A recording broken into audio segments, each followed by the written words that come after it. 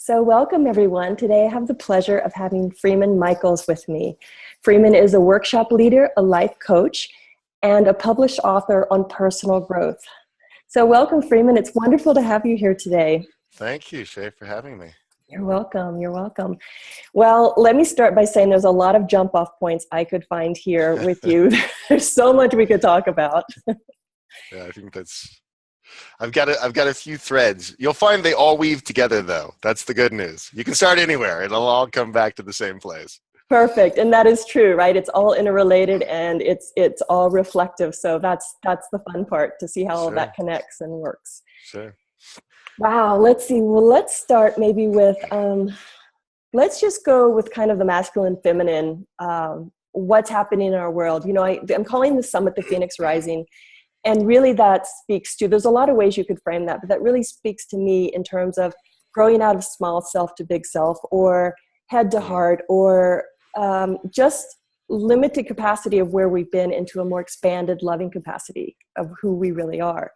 And a lot of that I see underlying that are the qualities of the divine masculine and divine feminine, or the repression of those two things. So I think that's a good place to start. And I'd love to know how you see that in your work and in your experience. Sure. Well, I think there is absolutely this recognition of imbalance, and that's reflected in climate change. It's reflected in government. It's reflected in business. It's interesting that I ended up in the realm of business coaching and corporate consulting and corporate training. Because, I never would have thought that would be a vocational place for me to land. But it has, and it has because of the imbalance. So I kind of tell you a little bit about this, and that's probably my jumping off point. So the way I view the imbalance in business is the vertical versus the horizontal. The vertical is sort of command and control, right? There's a hierarchy. The collaborative model dismantles the hierarchy. It doesn't mean people don't have positions and there aren't sort of decision makers and so forth. All that exists, but the context changes to where people feel seen and heard and encouraged to contribute, and where diversity is really good for new ideas and for the spirit of the organization to have to be more inclusive and so forth. And so that's my work. And what's happened in the world of business is lots of industries have recognized that the sort of command and control model doesn't work anymore. And they're beginning to look at alternative ways to lead. And look, it's always been true that the great leaders are people who enroll people, who include people, but it's really acute because it's a real-time world. I stole that expression from Jim Selman, who's one of my mentors. But it's a world where whatever you're doing today, you either won't be doing it tomorrow or you won't be doing it the same way. Things are moving that fast. They're moving that fast in terms of technology, but they're also moving that fast socially. Mm-hmm. Like, we've really outgrown the patterns of the past, and yet we're repeating them because it's what we know to do. And I'll be quick to raise my hand that as a man working in collaborative leadership, I recognize how quickly I get vertical. I recognize the sort of pre-programmed ideas, and it's almost like I describe it as sort of two paths. So the path that I grew up on, the mindset, the belief structure, and those kind of things, it doesn't go away because I know better, because it still kind of runs as like an operating system in the background, or in the foreground, depending upon if I'm hooked. If I'm hooked, I go to vertical, or in those moments I go unconscious, I go to vertical. But my intention is to get to horizontal, which is more inclusive, which is more about drawing out and including ideas and people and sharing and collaborating and so forth. So that's the basis from which I come at the sort of conversation about, and I call it the integrated masculine. Because I think that's where we're really, and obviously integrated feminine, but the integrated masculine is where we're struggling. And I don't think it's just men are struggling for sure, but women are struggling too, because part of what's happened is women, especially in the business world, in order to succeed, have taken on some of the disintegrated masculine traits, competing all the time, dominance, manipulation. Those are disintegrated masculine traits that are part of the operating system of vertical, of command and control, of dominate and submission, and so forth, of carrot and stick leadership, right? Here's the reward, here's the punishment, you know, versus let's organize around something that we can all get excited about, and then find ways to contribute and opt into, you know, and find expression for, rather than do it because if I don't, I'm going to get fired, or I'm being told to do it, so I have to, which doesn't function very well, surely doesn't bring about a lot of innovation and creativity.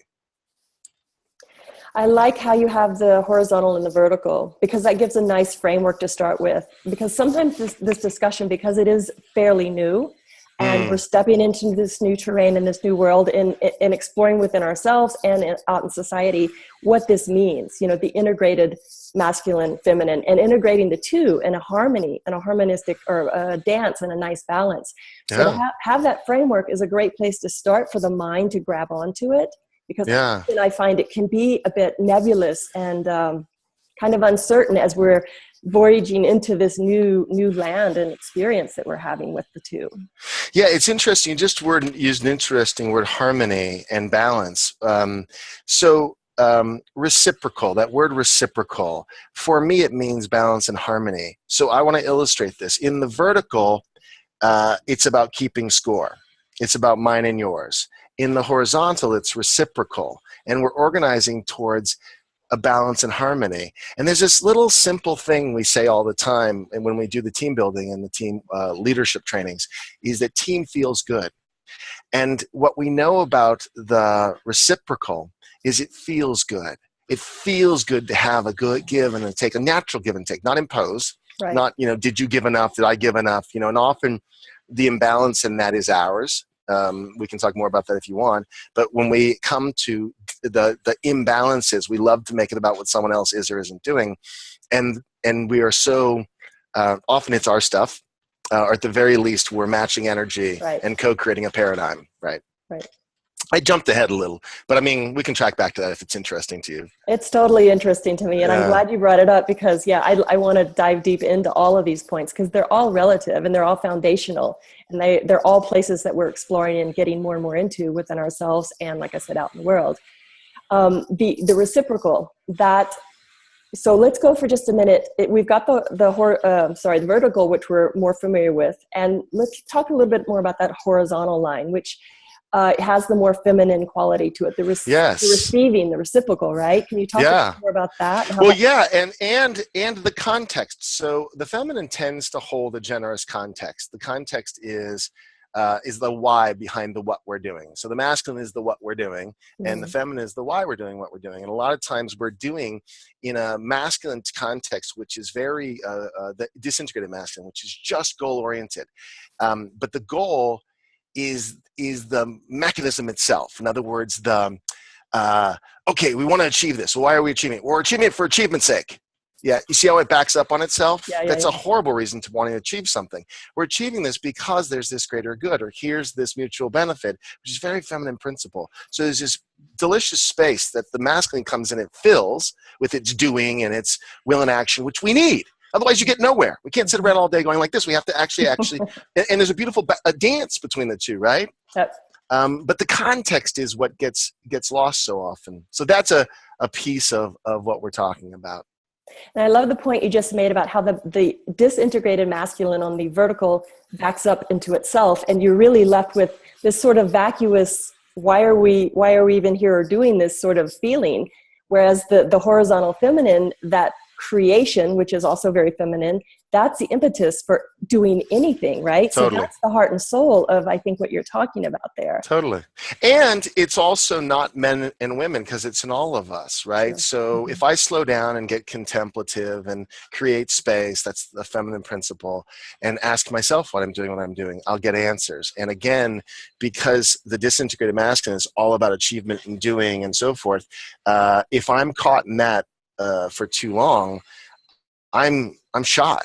And so the same is true with women. I think women have this nature. Their nature is to be inclusive and to be the space holders. But what the modern age requires is for them to balance and move into action and move into personal authority in a way that doesn't diminish their why. It's so interesting because one of the things that I do, my partner Susan Leahy and I, who you'd love, we do a training with some other folks in Mexico, Gabrielle Nosovich, and then we've got some female trainers from Mexico that support us, with women leaders at Banamex. It's actually a leadership program only for women. And it's very interesting. Citibank owns Banamex, which is the largest bank in Mexico. But Citibank realized a long time ago that the teams did better when there was a balance of men and women, and not just men and women on the team, but men and women in leadership. So when they bought this bank like 12 years ago or something, less than 3% of their director level positions were women, but over half their employees were women. And they said, we've got to do something about that. So anyhow, we've been working with for 3 years. The program has been around for 4, and we're up to 17%. The goal is 30, but all that is sort of who knows. But what I wanted to bring it up for is this. The women, because we train the same program, a version of it with men and women, and then with Gabrielle, I have done it a lot of times with mainly men. And it's so interesting because the women operate differently, especially when you put them all together, just women. And it's very cool. Like the things like social sensitivity, these are qualities that make someone a great leader in the collaborative model, right? Paying attention to when someone feels left out, or the inclusive quality, right? Yeah. And the women get it quickly. And the guys, and I'm one of them, we can love the spirit of it and so forth. But again, it's so easy to slip in the vertical. And I think the challenge for women, at least in this program, is they get it quickly in a room full of women, but the minute a man comes in, the game shifts. Now, it's interesting because there's men on the training team, but we're not part of their organizational culture. And so what you're struggling with, or what they're struggling with in the organizational culture, is a cultural habit of deflecting to sort of that male authority in the vertical way, right? Mm-hmm. And then getting small, which I think is actually something you alluded to in the very beginning. So it's interesting. So they have to find their own voice and find their own value in terms of the value of these qualities that make them extraordinary leaders, like social sensitivity. Who knew? But really paying attention to the energy in the room and that people aren't feeling left out, and finding ways to draw them in and include and so forth and so on is critical. So it's interesting. Wow, you just said a lot there. I'm like jumping out of my seat to address some of these things. First of all, just a quick reflection. What do you see the dynamic and the quality being like in the feminine circle when the women are together? And then how do you see it differently in terms of when the man or the male energy comes in vertically? What's your sense on the difference there? Well, so look, I'll answer that. When the women, I'm thinking of one specific exercise that we do that really reflects back the disintegrated masculine. And we do it with women too. And there are women playing it vertical for sure. But the energy of the unit almost always organizes back to a we mentality, right? So the way we describe group and team is very simple. Group is organized around self-interest. Team is organized around shared interest. Mm-hmm. Now, we all have sort of learned our own group version. Group is the sort of, standard operating system. It's the default setting. And we're going to default to it, no question about it. But how quickly do we come back to team? Right. And this is where women leaders do such a good job of holding the context of team, and where male leaders tend to struggle. Again, we all need to get good at it. So, because this is the way we're going, we have to learn to be interdependent. We started off codependent, we learned to be independent, and now we need to learn to be interdependent, right? Exactly. Yeah. So the way I see it is, like I was saying, that women will, in the team activities, be vertical, but the other women have a tolerance for it and a behavior modeling that draws the other woman to want to play that way. The shift, because when men come in the room, again, especially if they're the the outgoing sort of big voice, big personality version, which I am, by the way. I just see women get small. And then to have their voice, they kind of get into this kind of fight mode. Like they have to get very aggressive. So what I'm offering is this. The work is to get really secure and comfortable in the leadership style. And it's almost like if a woman's doing this really well, and I've seen it done really well, they're holding the space for the man to have his experience and keep throwing and reflecting back and guiding them towards the we. And what I see, if it's a man of goodwill who isn't so ego-identified with being the authority and so forth, and they're willing to play nice, and they want to play well with others, and that's the spirit of it, they will exhaust out their bravado and kind of find their way. So women become this really fantastic, like, okay, there's this kind of nodding, and it's okay, you're fine where you are, and then you watch guys just kind of drop, and then you have this beautiful synergy of these kind of traditional alpha males, totally. And then if the team is going on, then the guys will find really constructive ways to contribute and have that positive expression of their determination and their, whatever. And it feels good at the end. They feel good. When women lead, and more women need to lead, that's a big premise of my work. In this way, men feel great. It feels good because we feel seen and cared about and valued, and we feel the end context of what we've created in a way that really, it gives context to all this content that we want to put out in the world, all this energy that we want to put out in the world. It gives it a sense of purpose and meaning, which at the end of the day is the big game, right? Absolutely. And I love the way you describe that, because that coming back home to a sense of fulfillment and satisfaction for any of us, male or female, is really what it's all about. It's the purpose behind all that we do. Yeah. And I love, and I know exactly what you're talking about from a woman's point of view in terms of watching the alpha male, letting him speak, kind of run that out. Totally. And, through programming or just whatever need he feels to do that, but then just holding that space and being with that and allowing that to run its course. And then it's like, once that dissipates, then we can kind of like get down to what's the underpinnings of all this. Exactly. And the trick here for the woman leader is not to match energy. Right. So they've learned, again, in the vertical, that the way they have power is by getting vertical. And so there is this knee-jerk reaction to match energy. It's interesting because the previous iteration of feminism was that. It was combative. And it's okay. It was totally appropriate and needed to get to this point, but it won't get us further. I mean, it doesn't mean one can't be angry when they see imbalance. Healthy anger is about boundaries. It's about saying that's not okay with me. But you don't want to match it energetically because you're defeating the beast. It's just not going to serve anybody. So one of the tricks for women leaders is when a man gets vertical or another woman gets vertical is to just really breathe, stay centered, stay grounded, and let it, like you just said, kind of run its course. And then, and keep holding the context, keep reiterating the context. The way we create context in the team model, we call it common cause or shared interest. And it's actually a leadership orientation. I can be at the supermarket, and I go to the supermarket because I do, my wife and I have very much a partnering paradigm. I'm the cooking and dishes doer and shopper, and she's the, laundry and the this and that. And we divide and conquer, as it were. So we've got well, 3 children, but 2 at home and 1's grown. And so I can go to the market at 4:00 in Los Angeles, on Wilshire Boulevard, and let me just tell you, getting a parking spot's crazy.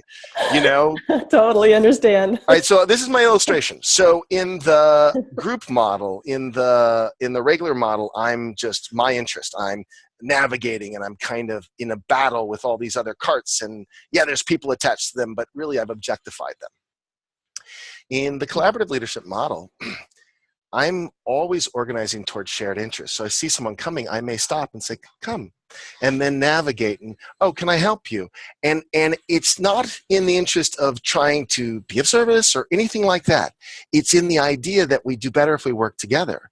And so I'm always organized, how can I make this a win-win? How can I make this a the win-win. How can I organize around self-interest? So it becomes a leadership imperative. So that's the model. And then people, once they get it, they're going out and creating shared interest everywhere they go. We call it partnering paradigm. You're partnering all the time. What can I partner with you on that? Oh, how can I support you in that? And then being able to ask for what you need too. And can you help me with this? Not in a quid pro quo way, but in a way, again, that has to do with balance and harmony, that we're working together. So that's what the leadership model is. We call it leading to team.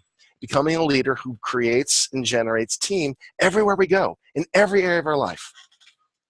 I absolutely love the analogy of the supermarket. So and tangible. It's so tangible. And the fact that probably, every one of our listeners is going to be able to take that seed you just planted.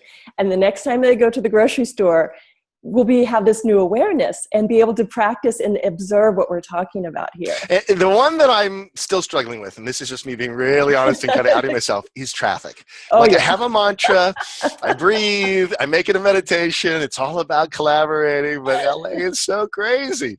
We got rated, I think, number 2 or something. Moscow was number 1. I don't know. We're the worst traffic in the world, I think, for number 2 or 4 or something. I don't know. But anyhow. Yeah, that is, I hear you on the traffic thing. It's not much better here in Dallas. A lot of aggressiveness, a lot of checked outness, a lot of me. I mean, it's so obvious. So yeah, that's another great example. And probably my biggest, my thing too, in terms master teacher, right? Master teacher all the time, every day. Yes, I totally feel you on that one. And again, something else that our listeners can pay attention to, because I mean, as we start to become more aware and pay attention to these dynamics and course correct and understand that there's a more inclusive and ultimately a more better feeling way within ourselves to be in relationship to these situations, whether it's a grocery store or other people or even within ourselves. It's about that, because in the end, everything we do basically, I think, is a choice to feel better, right? To be more at peace and more in harmony with ourselves. And really, that's more love. So, I mean, this is well worth our effort to pay attention to these points in these situations.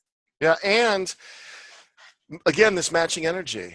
Like, we have to, leadership is about self-awareness, and it's about sovereignty, right? The ability to make choices for myself. And part of the consciousness work is self-awareness and the ability to self-regulate and to choose. Consciousness is choice, if we really want to boil it down. So there needs to be awareness, so I have choice. And so, like I said, getting in the car, setting my energy, and frankly, resetting it. You know, maybe every stoplight, taking a couple breaths, and really, because the thing that is miraculous, I know you've experienced this, is the world does meet us energetically at what we're vibrating at, right? Mm-hmm.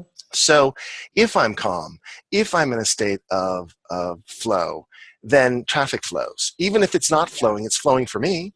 Right. You know, and so I don't want to make this a little spiritual trick that we go to try to manipulate getting home 15 minutes faster, though you will get home 15 minutes faster. But that's not the reason for doing it. The reason for doing it, again, from my perspective, was just a leadership. It's one thing to be conscious and have choice. It's another thing to step into leadership, which is really modeling and then being part of the solution, being part of something so that other, you know, teaching is a little vertical, but sharing with the teaching, learning, and engaging in a mentoring, facilitating, coaching kind of experience with folks to bring them along. Modeling. You know, before we're coaching, and, you know, it's the whole rule with kids. Kids don't care what comes out of your mouth. They read energy. They're watching what you do, and they're matching that, period, end of story. So all the little, you know, tricks we learn from the parenting magazine, they're nice, but they're conceptual. Kids don't care about concept. They're watching you. And really, that crosses all, like, till you're 100 and whatever you are, you know. We'll be 135 now, right? Whatever we go to, you know. This one goes to 11. So yeah, that's the deal. So it's really about, who am I being? You said that earlier. Who am I being? And I have dominion and sovereignty over my way of being and my choices. There's a context for what I do know. That's why when you started and we said we could start on lots of different places, we could, but it's all going to organize back to the same thing, which is I'm in my own growth experience, right? Mm-hmm. And coming out of belief structures that didn't serve me and recognize they didn't serve me and organizing towards what I aspire to be. I don't say I am it, because that's not true. You know, the old paradigm comes along too. It's actually part and parcel of the new paradigm. We keep making it like, oh, I healed that, or I'm over that, I don't do that anymore. Well, good luck with that. You know, right. when we're caught in it, the present's the result of the past. But when we recognize the present's the result of the future set against the backdrop of the past, in other words, my ability to imagine possibility, my ability to aspire towards something, it doesn't get rid of the past. It integrates it. Right. I always say that knowing the part of me that's untrustworthy is what makes me trustworthy. Absolutely. It's the people who don't, I don't, or are hiding the parts of them, the little fragmented aspects, the insecurities. No, having my insecurity integrated is what makes me confident. I'm confident in a man who gets insecure. Who knew? Like, I really didn't know that. That was a huge moment in time because I always held them as separate. I'm confident or I'm insecure. You can't be both. Well, actually, you can only be confident if you can allow for the fact that sometimes I get scared, overwhelmed, and insecure. Absolutely. I'm so happy you just made that distinction and that point. That is so important because I know for myself and many people I speak with, the internal dialogue that we go through as we're going, especially in these growth spurts or these new understandings of who we are and our reality as a reflection of that. It's constantly about, well, it comes back to self-love, lack of judgment, lack of criticism. Sure. And self-love. And so accepting all parts, again, it's that integrative model, and it starts, right in the center of who we are first and foremost.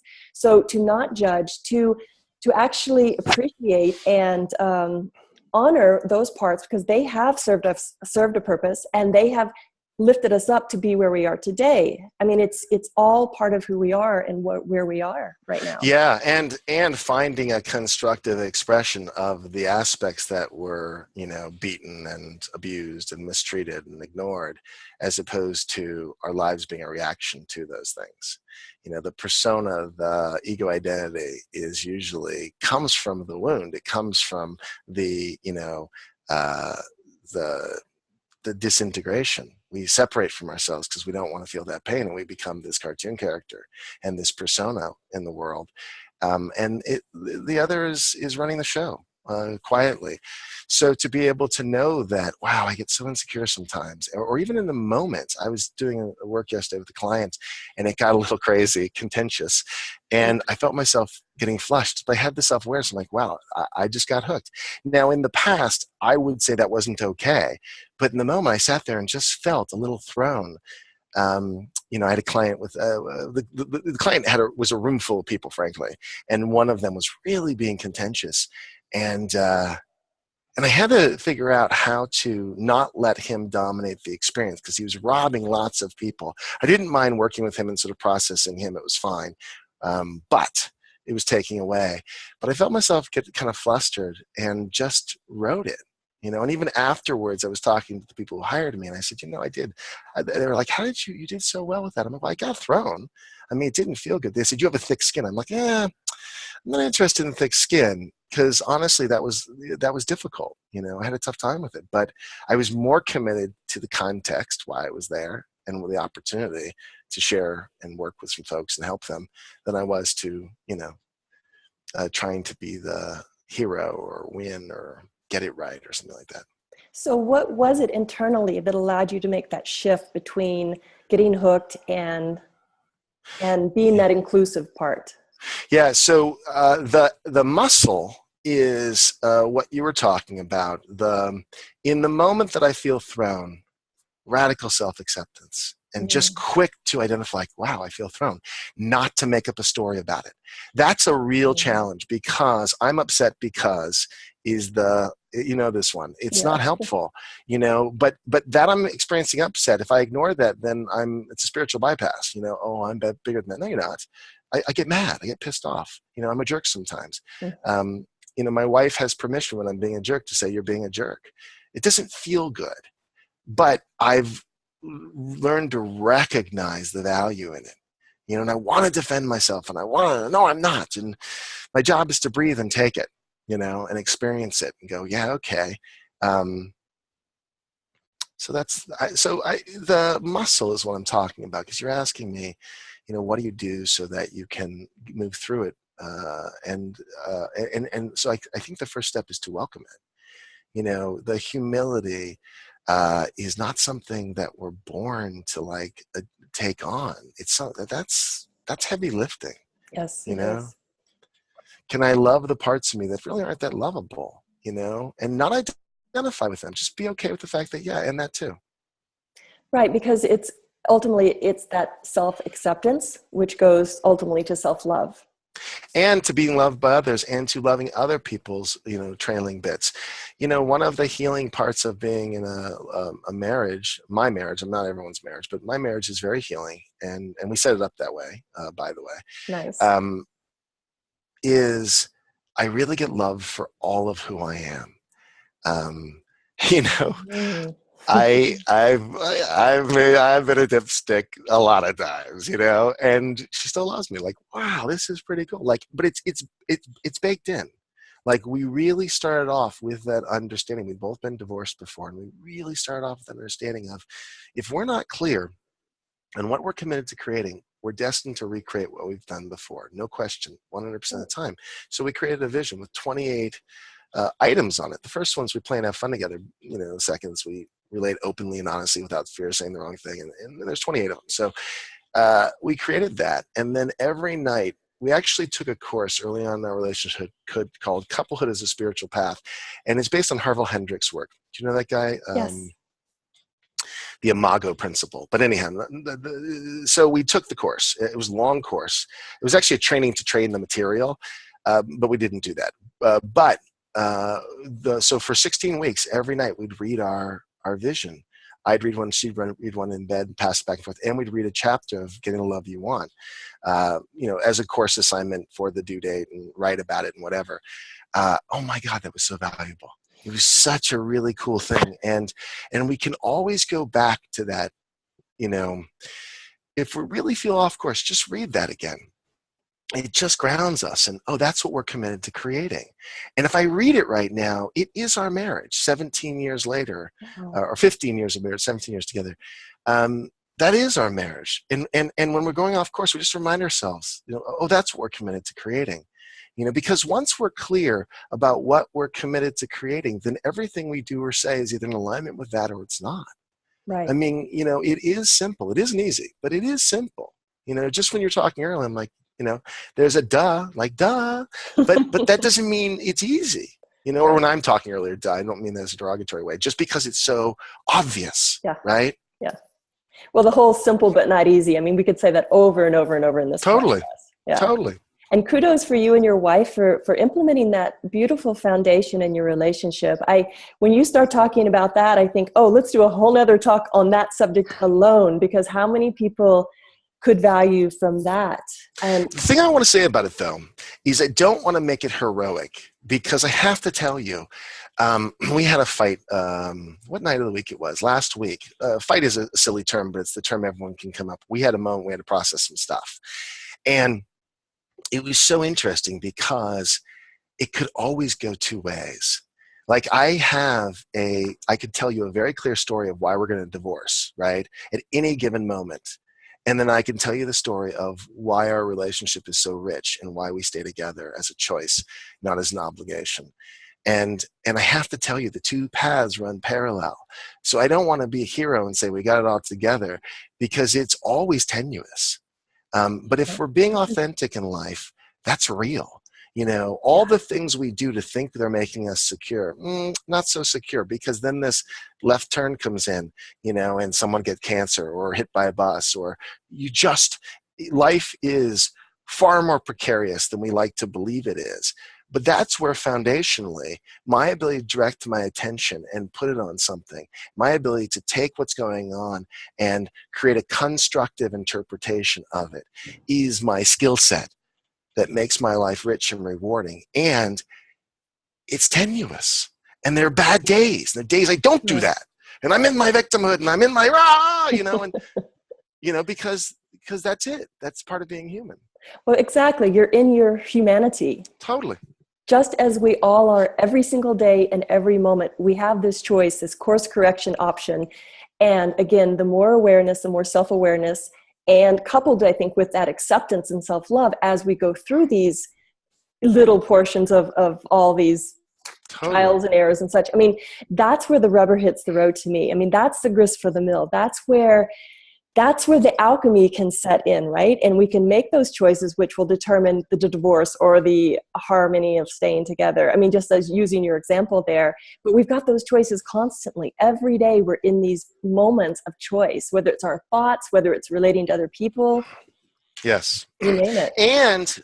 And the moments where we trip again, those moments of humility, maybe humiliation even, are so good because they're little resets. Like, I was really grateful. I got to figure out what night of the week that was. It doesn't matter.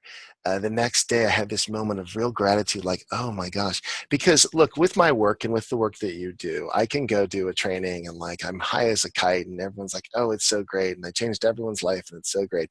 And then I have this just, really awkward moment with my son or my daughter. I do something dumb and I go, oh, I'm human. It's staying grounded in the humility, because I think we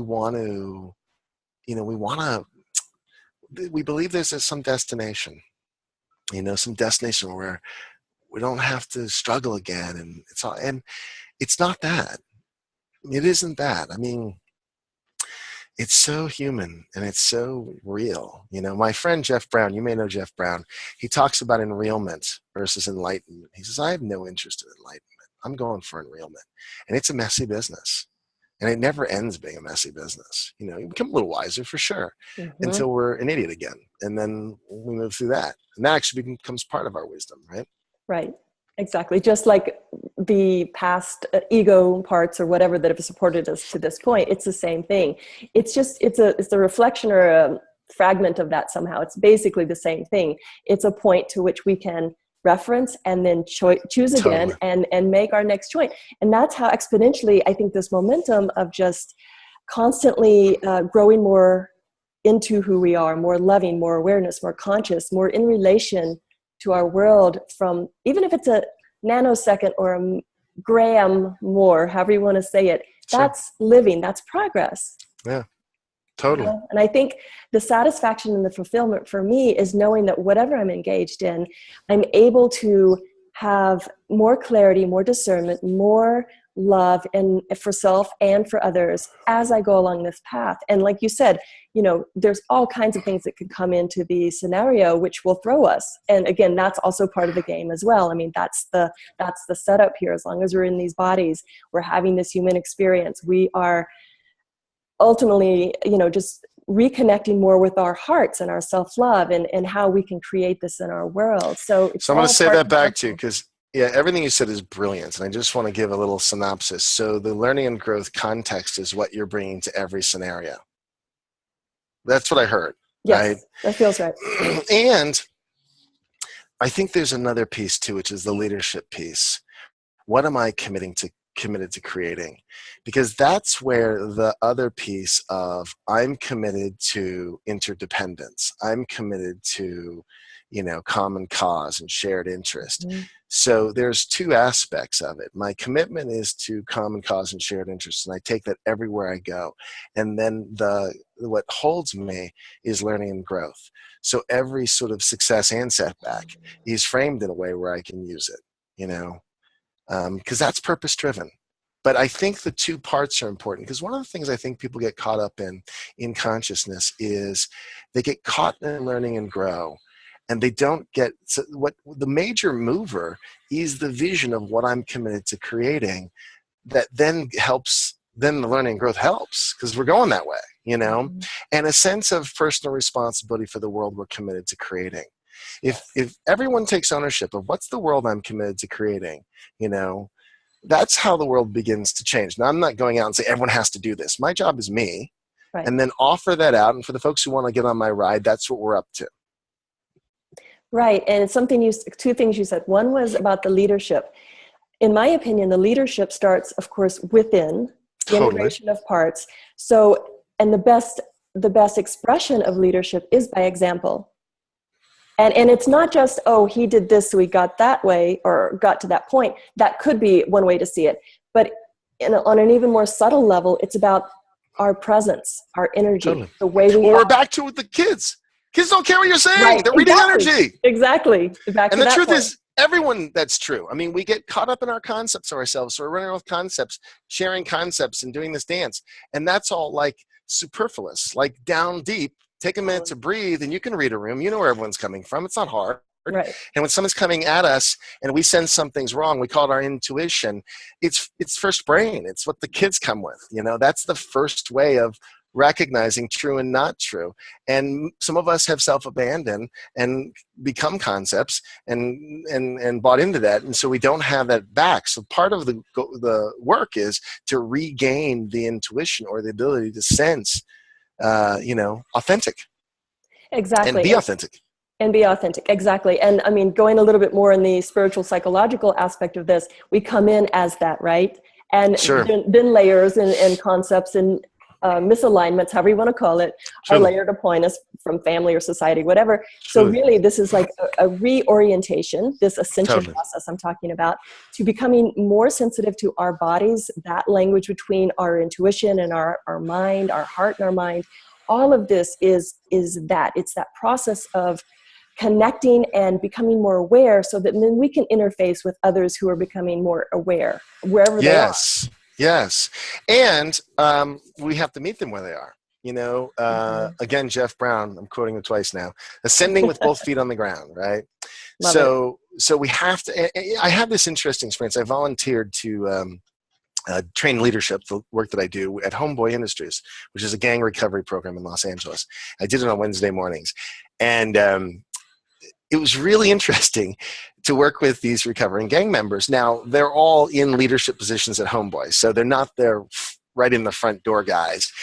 But still, I had to really figure out language and figure out the relatability. Like I had to really pause, and it was really interesting to meet them where they're at. It was really good for me because I can get conceptual, and so it was like, you want to get grounded, you want to really figure out if what you're saying is at a level where anyone can get it, go work with those guys. Wow. Intense. Yeah, no, sorry, go ahead, finish. No, it's just that it's got to be accessible. Sometimes we make it spiritual ego. We make it about what we know, and then we disconnect from people as opposed to make it so practical. Make it about driving and going to the supermarket, make it about the kids. And I'll tell you one quick little piece with the kids. My daughter was probably 3 and Antonio was 5. And due to our circumstances, I was Mr. Mom. My wife was working full time and I was sort of reinventing myself. I went back and completed my second year at USM. I had not done the 2 years together. And my business is falling apart and all kinds of other things.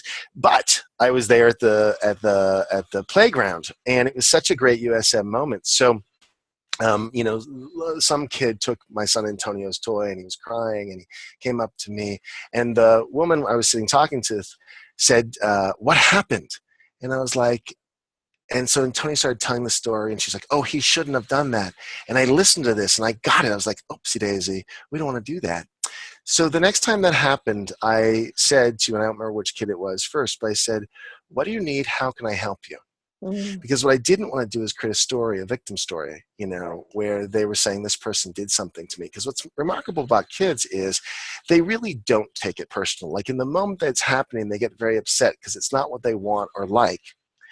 But they aren't necessarily prone to blame. We teach them that. Because if you just say, "What do you need? How can I help you?" and you find a way, and often with kids, it's like you can give them a different toy and they're fine with that. And like there's all these ways. It doesn't have to be about getting it back and the justice of it all. That's our trip that we lay on them. They're back to playing with that kid in a minute. Like it immediately floats through. There's no blame. There's no position. There's no story to defend. And so it was such an interesting thing because we have this theme about how kids are the perfect reflection. They kind of are, by the way, of the principles. And so it was like, "What do you need? How can I help you?" And it's such an interesting thing going forward because as a leadership sort of imperative, not getting wrapped up in the story. Yeah. What do you need? How can I help you? Like letting people tell their story to a certain degree. Great. What do you need? How can I help you? Just cut through it, But anyhow, that came to mind. No, it's beautiful because it completely circumvents any of that story and then the layers that build from that story and then getting further away from the actual important point, which was, what do you need? How can I help? Totally. And everybody, that's what we want, right? We want to be heard. We want to be acknowledged for whatever's happening in that moment. And that absolutely goes to that point. And yeah, boy, how much cleaner is that than going through all the rest of that? I Right. remember when my wife and I first got together, and so we found the Imago process together, and then we found the couple of spiritual paths, which is a reflection, same thing. And I remember the couple we were working with said to my wife, "So what do you want?"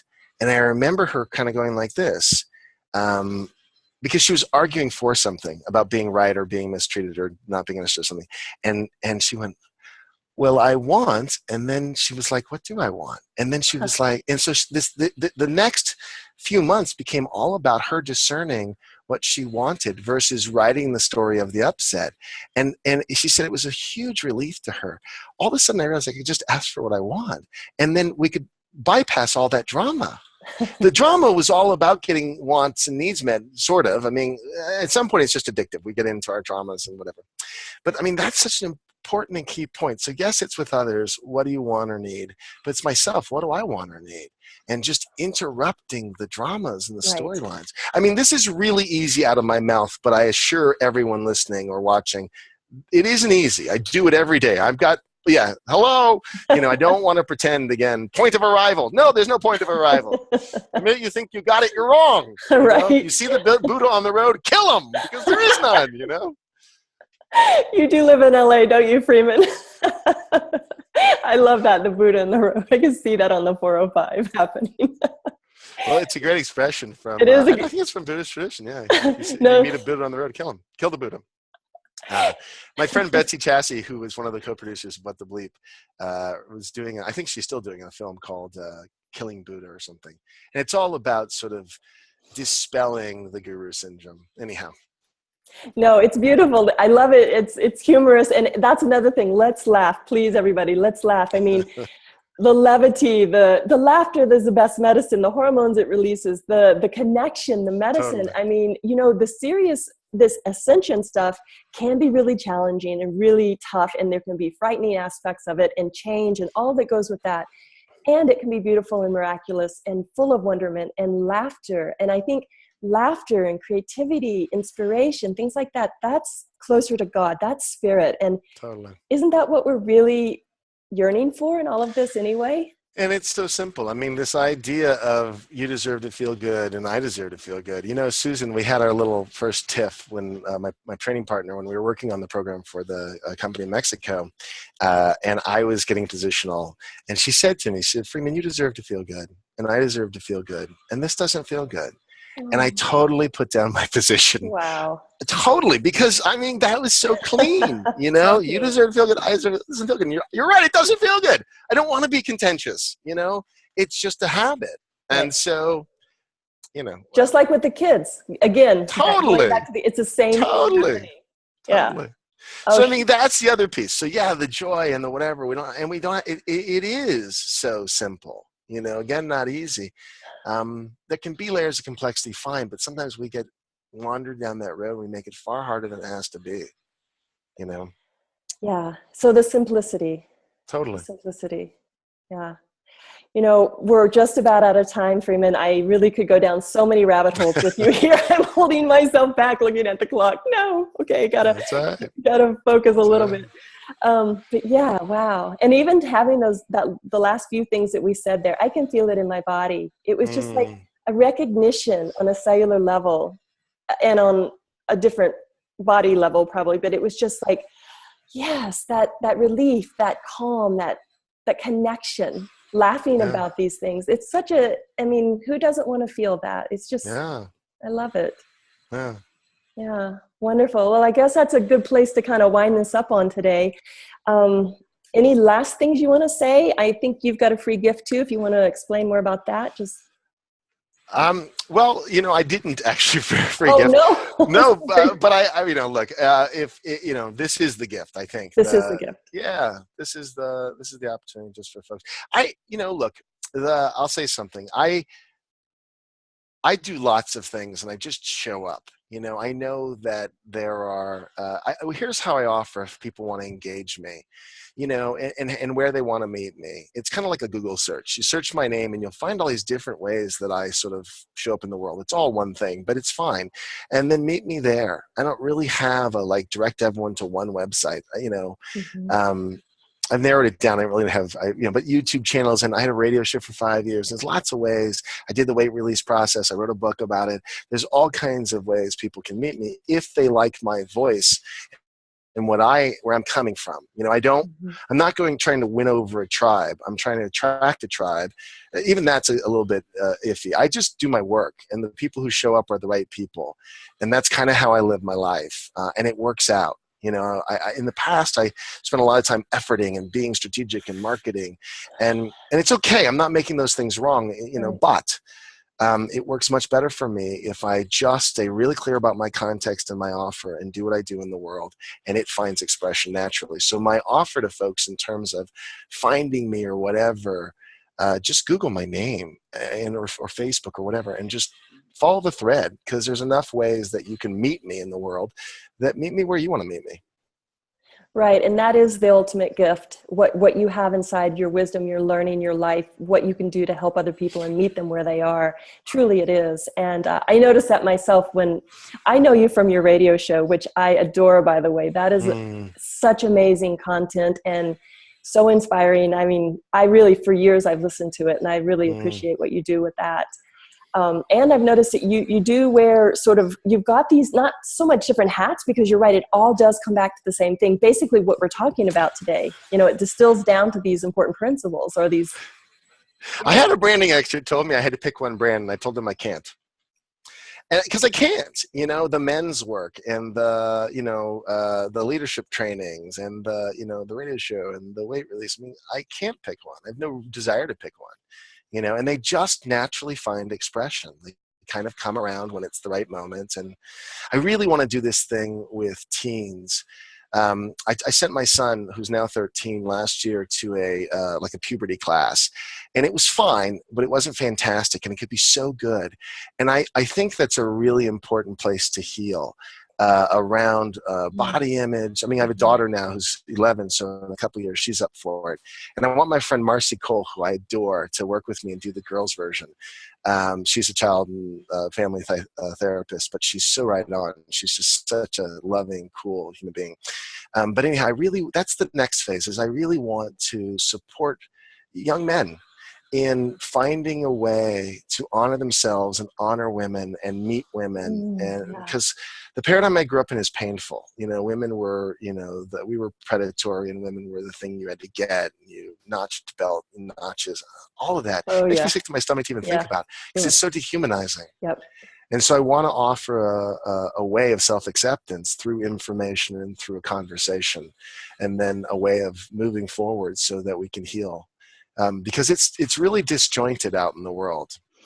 That's a whole nother show. But anyhow, that's one of the things I'm working to create in the next year or two. Well, I'm really happy that you're doing that. When you were describing, the other to that, I could feel that. I've been through that. I know it. And so many people, I'm sure, listening will identify either on what. Painful. It's so painful. It's so painful. I sometimes, because I'm in LA, my wife and I'll go out to some place that's kind of a scene, and I'll be like, oh, this is so painful. Energetically, I can't. Yes, I know what you mean. It's just so painful. Like, no one's seeing each other. They're seeing these just horrible, constrictive, projections. And it's just it's not kind. It's not generous. No, not at all. And it's not supportive for where we're headed in this whole waking up process. And again, people are at different levels with this, but I'm seeing it all around me where things aren't working the way they used to for a lot of us, right? So we're looking for an alternative to that. And then that's the process. Yeah, no, we have lots of breakdowns. And I always say, I'm sorry and congratulations. It's one of those things where, we're not going to do that anymore. But, how far do we have to go with the pain is the question. So I don't, anyhow, that's my story. That's your story. Well, you've got a great story. And I love what you're doing with your idea with the boys. Because if you can reach them at this point, just imagine like the difference that they're going to go forward with. Totally. I mean, as a woman, I thank you for that. And I'm sure they would thank you as well, because you're going to make their lives a lot easier too. Yeah, more joy, more connection, more love, Absolutely. more kindness. That's what we're up to. That's what we're up to. Yeah. All right. Well, I guess Awesome. we're gonna have to end it, Freeman. Thank you so much for joining us. Thank you. Really a delight, and lots of good stuff we could continue with here. I get so excited about this. Oh my gosh. Okay. Well, thank you everyone for joining us today. We really appreciate participation, and hope you've gotten some good insights, some good seeds, some good inspiration. I'm sure that you have, and we'll see you soon on another interview. So thank you, everybody. Thank you, Freeman. Bye. Bye.